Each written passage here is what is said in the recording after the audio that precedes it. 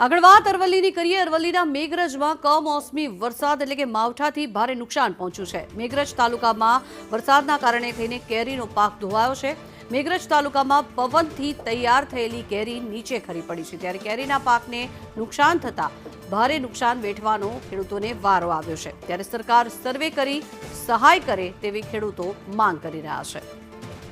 હાલ અત્યારે જ્યારે કેરીની જોરદાર પવન સાથે મેઘરજ તાલુકાના ગામડાઓમાં ખૂબ જ વરસાદ પડ્યો, જેનાથી વાવાઝોડાથી હાલના જે આંબા ઉપર કેરીઓ હતી એને ખૂબ જ નુકસાન થયેલ છે અને ઉનાળાના સિઝનમાં જે ઘાસચારો કરેલો એ પણ ઘાસચારામાં પણ ખૂબ જ નુકસાન થયેલ છે।